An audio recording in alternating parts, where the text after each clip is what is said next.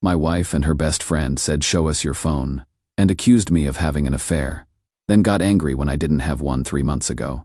My wife's best friend Monica told me, "You are going to lose." The irony is that she was right about me losing everything, just not in the way she thought. Now I am sitting here planning my wife's funeral while the woman who destroyed her wants to deliver the eulogy. I, 31, and my wife, Claire, 29, had our daughter Lily last December after 3 years of trying. 2 miscarriages and a failed IVF that left us $23,000 in debt. The birth was traumatic. Emergency C-section, after 28 hours of labor, Claire hemorrhaging, needing 3 transfusions. Lily in NICU for 5 days. Hospital bill, $67,000. She asked one night after 4 hours of counting.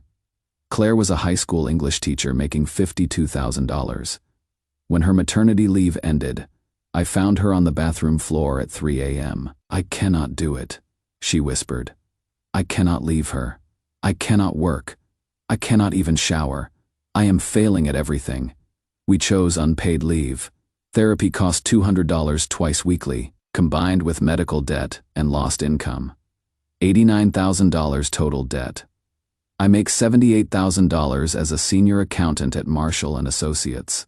Started working 60-hour minimums plus freelance until 2 a.m. Monthly deficit, $1,647. Covered by maxing credit cards.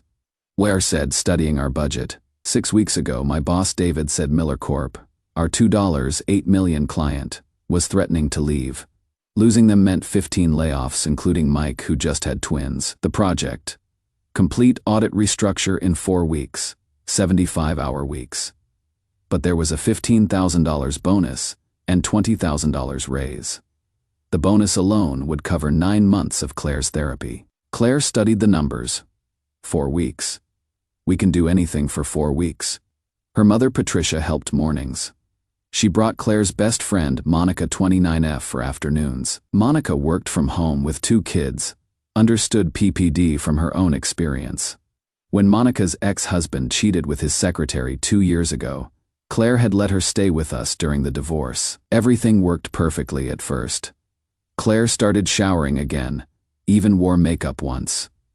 We were turning a corner.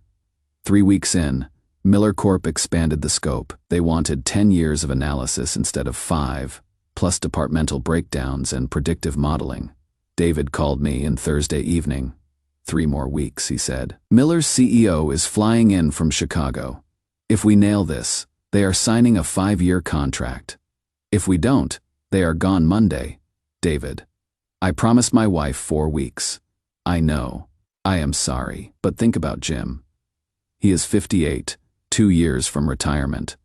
Sarah just bought her first house.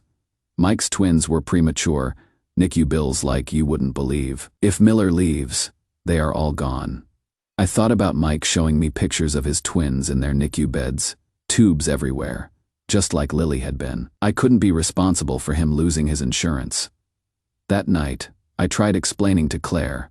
I brought my laptop, showed her the emails from Miller Corp's CEO, the revised project scope, the stakes for our colleagues. Her face went cold. That blank expression I had learned meant she was retreating inside herself. I know, but people's jobs, you always have an excuse. First, it was the overtime. Then the project. Now an extension. What is next? Claire, this isn't fair. I am doing this for us. Fine. Do whatever you want, you always do. She didn't speak to me for the next 3 days, not a word. She would hand Lily to me when I got home, then lock herself in our bedroom. I had heard her on the phone with Monica for hours. Dr. Martinez had warned me about these withdrawal periods, how depression could manifest as anger and isolation. I tried not to take it personally. Focused on finishing the project. Last Tuesday, the 15th of October. I came home at 9:17 p.m. I remember the exact time because I had checked my phone in the driveway, calculating if I had time to review the Miller reports before midnight. Monica's red Honda Civic was still there. Strange, since she always left by 5 p.m. to make her kids dinner. I walked in to find them in the living room. Monica was holding Claire's hand, speaking intensely. Claire had clearly been crying for hours. Her face swollen, eyes red. He doesn't even kiss you hello anymore, Monica was saying. That is guilt eating at him. Classic cheater behavior. What guilt? I asked from the doorway. Monica stood up, arms crossed like she was ready for battle. Don't play dumb. We know exactly what you are doing, working. Trying to keep our family afloat. The sudden overtime that conveniently started right when Claire got sick. The project that magically needs an extension, coming home late. Always exhausted, never wanting intimacy. I don't want intimacy. Claritina specifically said to respect her boundaries while she heals. Tell her, Claire. But Claire was sobbing harder now. Monica's ex-husband did the exact same thing. Extra hours at the office, always tired, important projects. Then she found the credit card charges, the hotel rooms, the lingerie that wasn't for her. So that was it. Her ex-husband Ryan had cheated with his 23-year-old secretary for 6 months before Monica caught them. Now she saw cheating everywhere. You smell like perfume, Monica accused. That is Claire's perfume. Absolutely not. You don't get to come into my home and make accusations. Outsa laughed triumphantly. See, guilty, innocent men have nothing to hide. I looked at my wife, the woman I had loved since we were 23, who I had held through miscarriages and fertility treatments and her father's death. Claire, if you want to see my phone, not her, I will show you. But this is between us, not her. Claire nodded weakly. That small gesture, that tiny admission that she believed I could betray her after everything, shattered something inside me. After working myself to exhaustion, after sacrificing my health and sanity to keep us afloat, she thought I was capable of an affair. I handed her my unlocked phone. Text messages, David about deadlines, Mom asking about Lily, automated pharmacy reminders, call log David, 43 calls, Mom 12 calls, Claire 8 calls, pharmacy 6 calls, photos, screenshots of Excel spreadsheets, pictures of Lily, one selfie Mike forced me to take at his twins, 1-month celebration, emails, Miller Corp threads, overtime approval forms, benefits enrollment reminders. He deleted everything, Monica announced, looking over Claire's shoulder. They always do. Check his work laptop, check for hidden apps. Dating apps can be disguised as calculators now. Monica, get out, I said, my voice deadly calm. I am not leaving her alone with you. Get out of my house now. Monica started screaming, waking Lily. I had to physically force her out while she yelled about me hiding the truth. After calming Lily, I sat with Claire. Talk to me. What is happening? Monica's been warning me for weeks, Claire said quietly. She showed me articles about cheating signs. You match all of them. I am working late to pay your medical bills. I am exhausted because I sleep 4 hours a night. The project extension is because the client changed requirements. I pulled up my work portal, time cards showing 6:47 a.m. to 8:43 p.m. daily. Emails with Miller Corp, pay stubs showing $12,847 overtime. Then our bank statements, every charge accounted for. Where are the hotel rooms? The dinners? Where is any evidence of another woman? Claire studied everything for an hour. I believe you. I am sorry. Why did you believe her over me? She kept saying men always cheat when wives are vulnerable, that I was too broken, too fat, too crazy for you to love. You are not broken. You are sick and getting help. I love you. But the damage was done. 2 weeks later, the Miller project ended successfully. I cut my hours to 45 weekly. But there is this crack in our foundation. Yesterday I mentioned a Chicago conference. Claire's face went pale. Who is going? My team, Sarah, Mike, David. Sarah's going. Sarah is 58 with 4 grandkids, but I saw doubt creeping back. I found Claire's journal, 3 pages of Monica's evidence. At the bottom, Monica says where there is smoke, there is fire. But what if I am the one burning everything down? How do I compete with Monica's voice in Claire's head? Update 1. Thank you everyone who said I needed therapy. I found Dr. James, who specializes in partners of PPD sufferers. Wednesday at 3 p.m. Tuesday night I told Claire, I am starting therapy tomorrow. Whatever. Do what you want. Wednesday I got home at 5:30. Our bedroom looked like a tornado hit it. Drawers emptied, papers everywhere. My office was worse, files dumped, laptop open with search history pulled up. But worse was Lily's terrified screaming from the nursery. She was in her crib, diaper leaked through, hadn't eaten in hours, vomit on her onesie. Last diaper change was 11 a.m. It was now 6 p.m. Claire was gone. Phone off. Monica's red Honda pulled up. Claire stumbled out, face swollen from crying. Monica stayed in the car, engine running. Claire burst through the door. Where is she? Where is who? Wednesday at 3 p.m. She was screaming now. Monica figured it out. That is when you meet her. Your therapy appointment is fake. Claire, Dr. James is a 64-year-old grandfather who she slapped me. Hard. My glasses flew off, hitting the wall. Stop lying. Another slap. Just admit it. I raised my arms to protect my face. Claire, stop. She started hitting harder. Closed fists now. You promised to love me. Hit.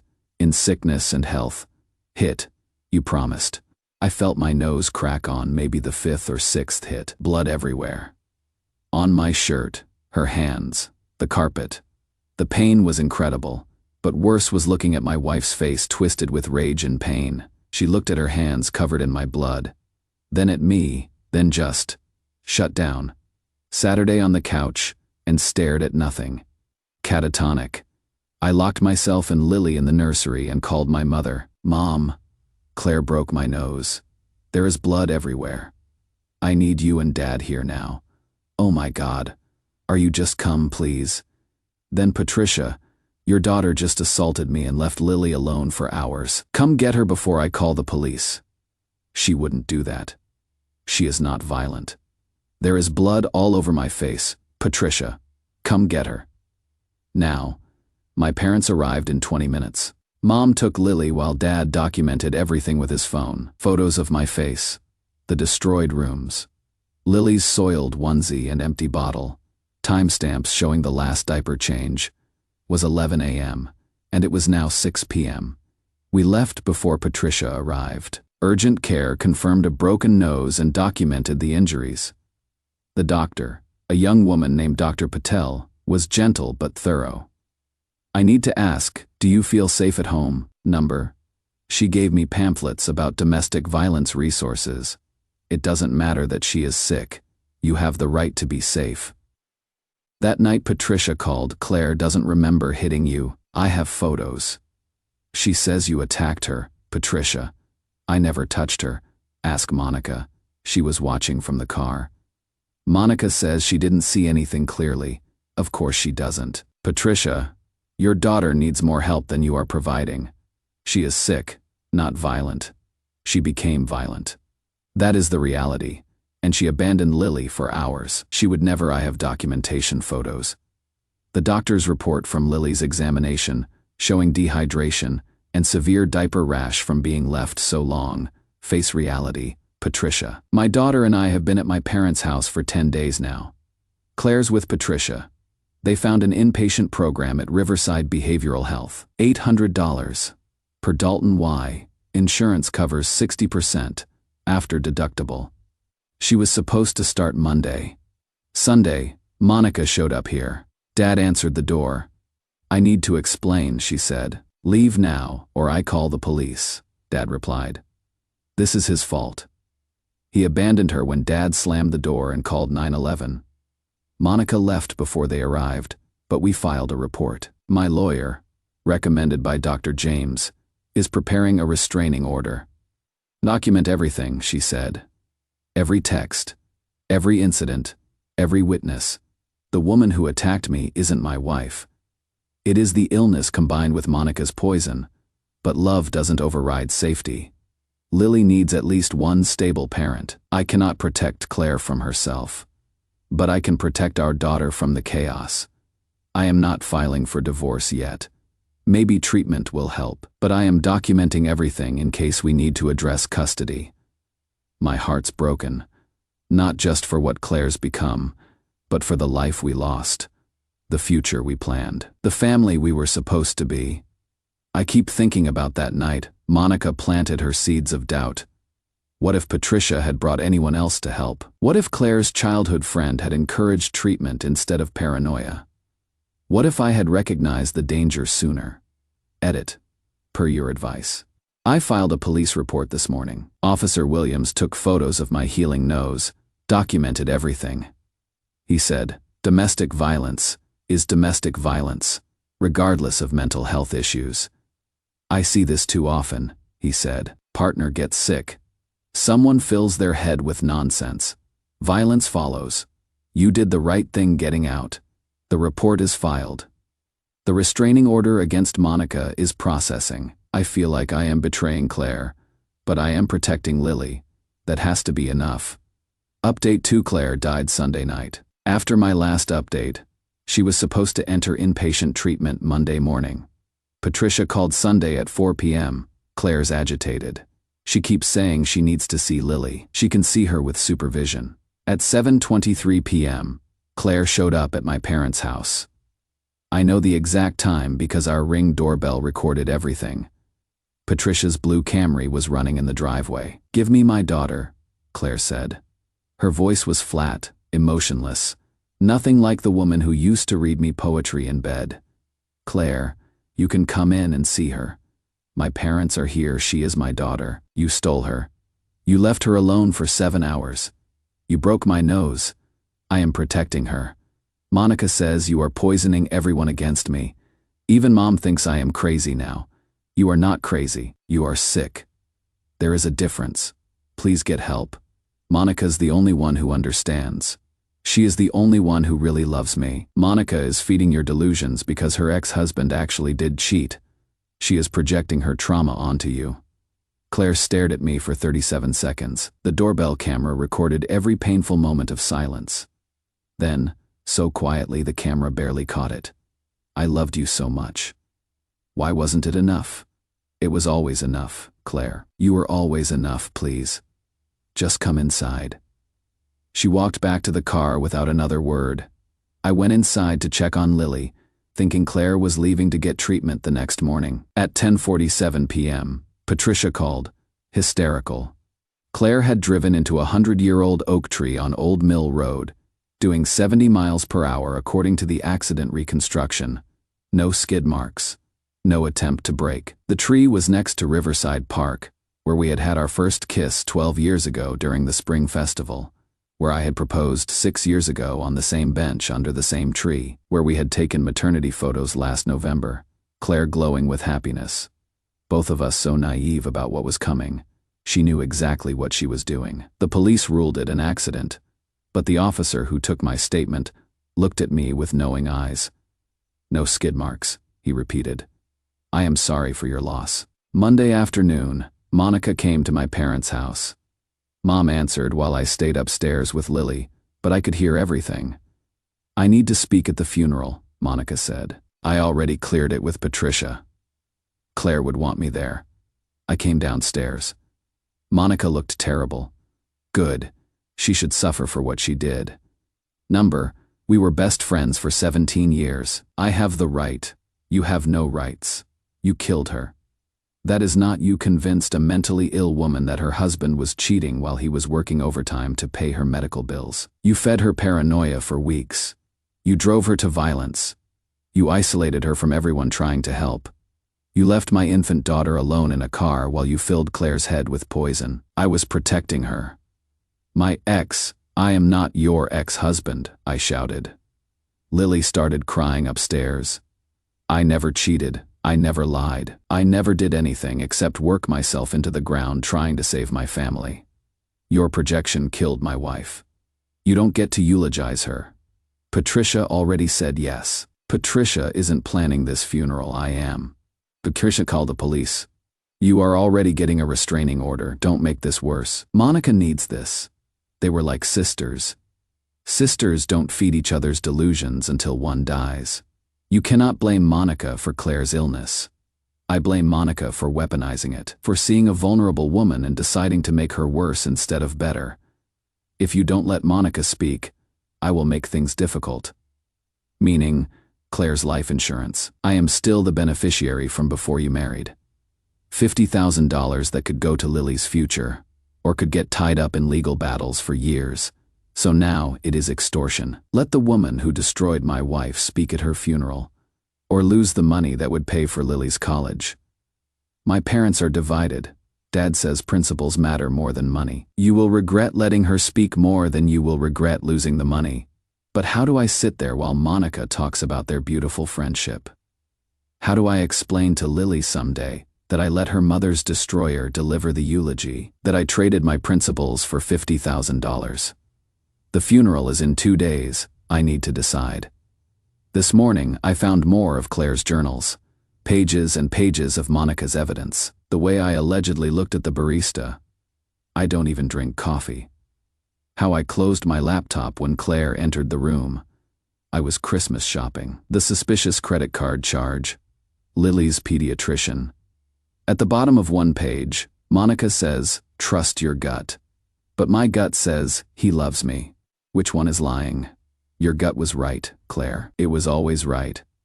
I loved you more than life itself. Still do. How do I bury my wife knowing the person who pushed her over the edge wants to stand at her coffin and pretend to mourn? Final update. Thank you everyone who said to stand firm. You gave me clarity when grief clouded everything. I called Patricia this morning at 7 a.m. Monica doesn't speak. Period. Then I will contest the life insurance. Go ahead. I have police reports documenting Claire's violence after Monica's influence. I have the restraining order documentation. I have text messages where Monica admits to warning Claire about affairs for weeks. I have the doorbell video of Claire saying Monica was the only one who understood her, right before she drove into a tree. Any court will see Monica's role in Claire's deterioration. Silence for 12 seconds. I counted. You are being cruel, Patricia finally said. I am being protective. Monica can attend. Back row only. She tries to approach the podium. She is removed. She tries to approach me or Lily. She is arrested. Those are my terms. I may never forgive you for this. And I will never forgive Monica for what she took from Lily. Or you for enabling it. Patricia hung up. I wrote Claire's eulogy myself last night. 3 pages about the real Claire, not the shadow Monica helped create. I will talk about the teacher who stayed after school tutoring struggling students for free, who bought supplies with her own money when kids couldn't afford them. The woman who cried laughing at my terrible puns, who made up songs for Lily about everything from diaper changes to sweet potatoes. The woman who used to leave post-it notes in my lunch with quotes from poets I had never heard of. The mother who, even in her darkest moments, would still trace hearts on Lily's back to help her sleep. Will not mention the violence, or the accusations, or the tragedy of her final months. Claire deserves to be remembered as she was, not as what she became. My brother Tom, 6'4", former Marine, will handle security. Anyone tries to hijack the service, they are out, he promised. I don't care if it is the Pope himself. Some people asked if I blame myself every single day. Should I have insisted on inpatient treatment earlier? Should I have handled that last conversation differently? The what-ifs are eating me alive. Reminds me you cannot control other people's choices. Not Claire's, not Monica's, not Patricia's. You could only control your own actions, and you acted to protect your daughter while trying to help your wife. That is all anyone could do. Tomorrow we bury Claire. Lily will stay with my aunt. She is too young to remember this. Thankfully, I have been recording videos for her, telling her about her mother, the real stories. How Claire used to dance in the kitchen to 90s pop songs. How she had tear up at every Pixar movie.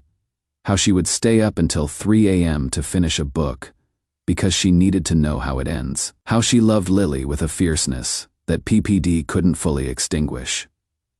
After the funeral, Lily and I are moving to Portland. My company approved the transfer. Same position as senior manager, same $98,000 salary, but cost of living is actually lower. Fresh start where nobody knows our tragedy. Patricia can have supervised video calls with Lily once a month, assuming she respects boundaries. Monica will never see or contact my daughter. The restraining order makes that clear. Last night, I found a video on Claire's phone from the 10th of December, 2 weeks before Lily was born. Claire's decorating the nursery, talking to the camera. Hi, baby girl. Mommy loves you so much already. Daddy's at work right now, but he painted these walls himself last weekend. 3 coats because he wanted them perfect for you. He assembled your crib 4 times because he kept thinking he did it wrong. He didn't. He is just worried about being perfect for you. We both are. We have waited so long for you. Through the losses, the treatments, the tears, you are our miracle. We cannot wait to meet you. You are already so loved. That is the Claire I will remember. That is the mother I will tell Lily about. The one who loved her before they even met. The one whose love was real and pure before it got twisted by illness and poisoned by someone else's bitter projection. Claire deserved better than the hand she was dealt. Better than PPD stealing her joy. Better than Monica feeding her fears. Better than Patricia enabling instead of intervening. Better than a healthcare system that made treatment a luxury we couldn't afford. Better than a husband who couldn't save her from herself. Lily deserves better too, and I will spend the rest of my life trying to give it to her. Edit. The funeral was yesterday. Monica sat in back as instructed. She tried approaching after. Tom stopped her immediately. Patricia chose to sit with Monica instead of us. That told me everything. That mental illness stole her mother. But underneath was a woman who loved her beyond measure. We leave for Portland Tuesday. Rest in peace, Claire. You deserved better.